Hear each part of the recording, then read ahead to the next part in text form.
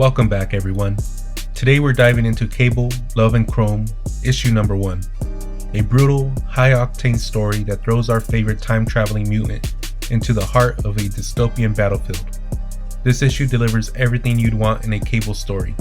Relentless action, tactical warfare, moral complexity, and just a hint of heart beneath all the carnage.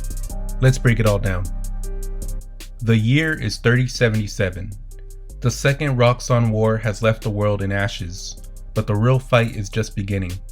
Surtur's angels have stolen time travel tech to ignite their own Ragnarok, and only one man stands in their way, a man who's already out of time.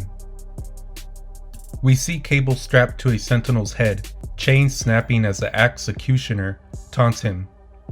Executioner, grinning, says, "Don't pass out on me, Metal Man. The fireworks haven't even started yet." Cable, smirking, says, "Good thing my telekinesis moves at the speed of thought." Cable breaks free and begins to attack Surtur's angels. He thinks to himself, when you're up against a pack of idiots, telepathy almost feels like overkill. Almost. Cable's not just fighting for the future. He's fighting against the Techno-Organic virus eating him alive. Every second is borrowed time. And folks, this showdown, it's like Mad Max Fury Road meets Terminator 2. Cable says, "Raised in the fires of a mutant apocalypse, I've been a soldier, an X-Man, and a protector of the time stream.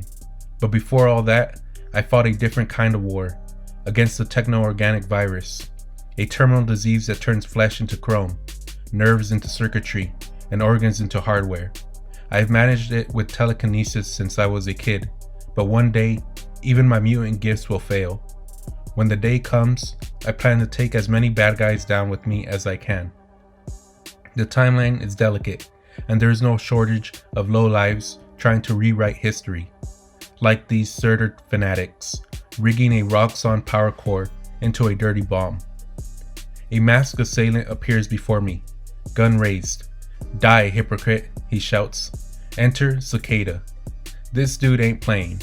Immune to telepathy and fueled by pure hate, he literally rips Cable's arm off like it's a toy.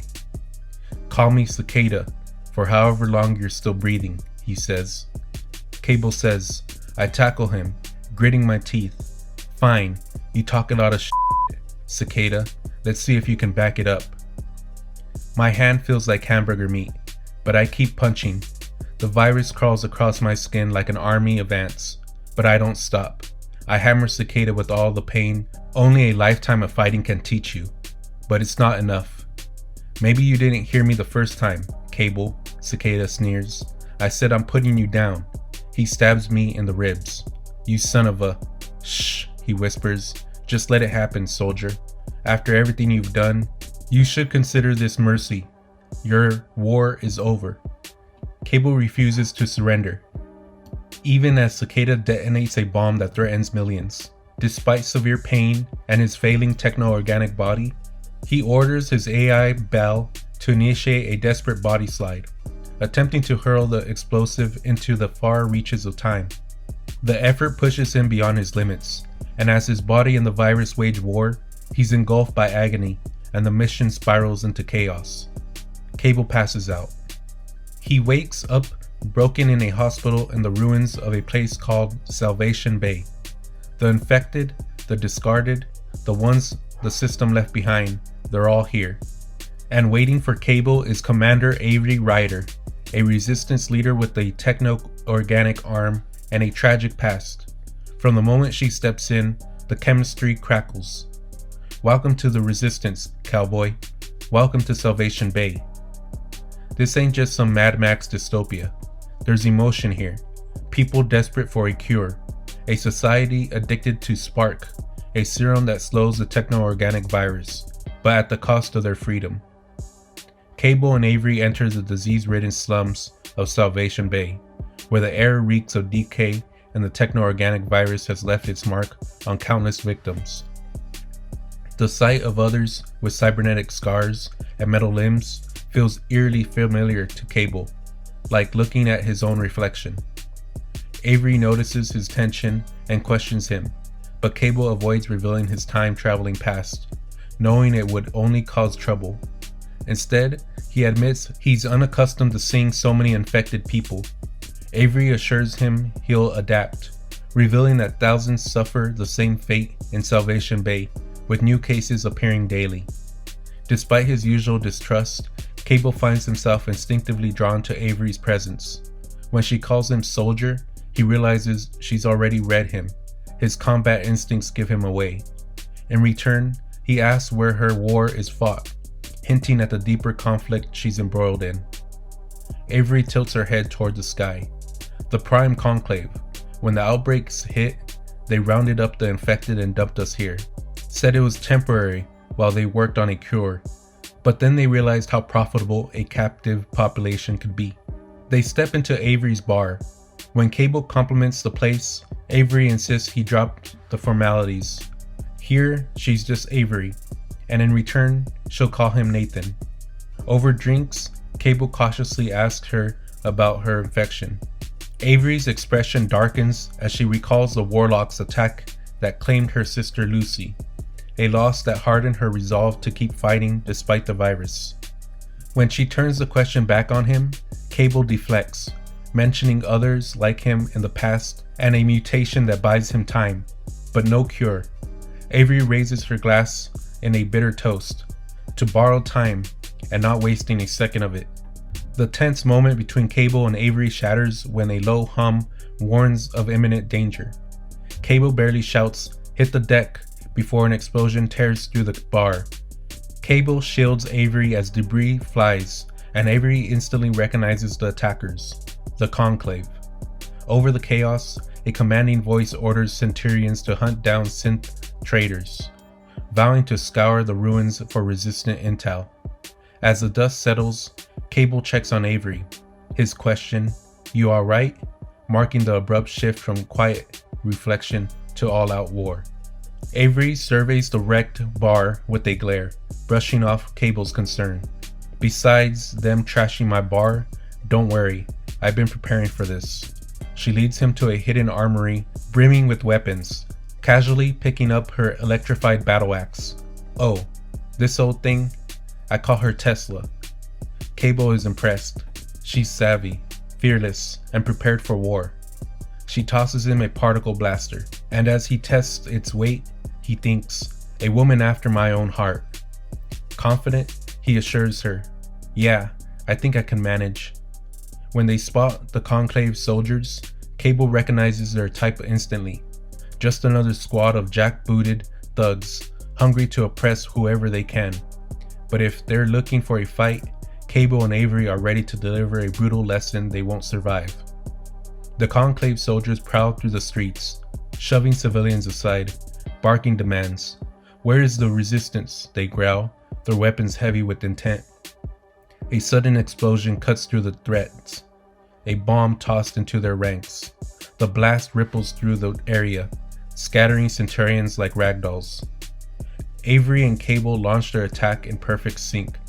No words, no telepathy, just raw instinct, moving like a battle-hardened duo who fought side by side for years.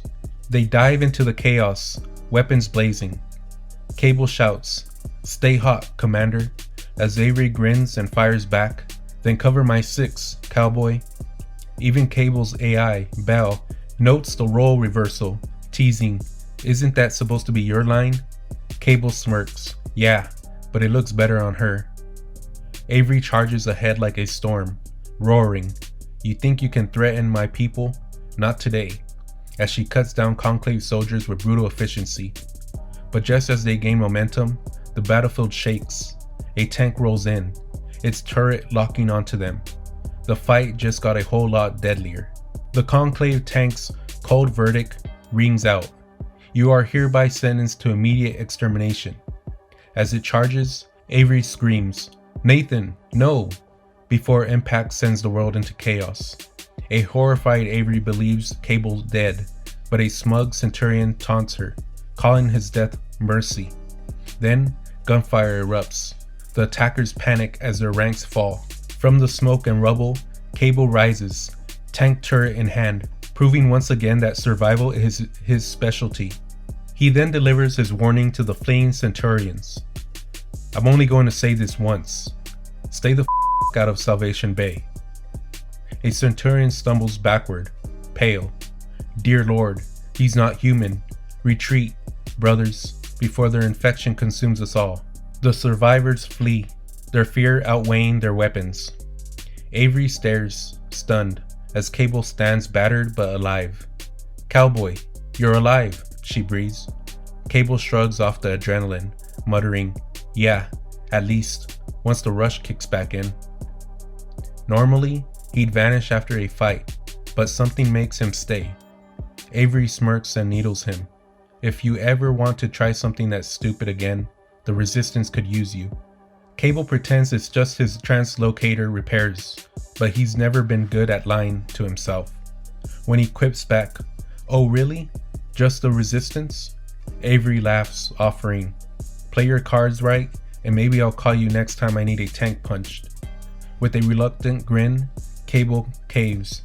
You drive a hard bargain, Commander. Guess I'll stick around a little longer. From the shadows, a lone figure watches. Cicada. I see you, you son of a bitch, he murmurs, and if you think these people can protect you, you better think again. After everything you've cost me, I'm going to wipe you from the pages of history.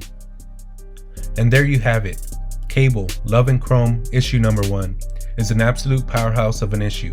From Cable's brutal tank-destroying comeback to his unexpected partnership with Avery, the story delivers on all fronts. The Prime Conclave thought they could crush Salvation Bay under their boots, but they underestimated its people and Cable. His survival instincts, his raw power, and, dare I say, his ability to connect with others all take center stage. But before we wrap up, let's talk about that final scene. Cicada, Cable's unknown enemy, watching from the shadows, promising revenge. It's the perfect setup for the chaos to come. We know Cable doesn't go down easy, but Cicada's clearly has a personal vendetta, and you know that's gonna come back to haunt him. What do you think of Love and Chrome issue number 1? Did you love the dynamic between Cable and Avery? And how big of a threat do you think Cicada is going to be? Drop your thoughts in the comments, and let's get the discussion going. Make sure to like and subscribe if you enjoyed the breakdown, and I'll catch you on the next one. Peace.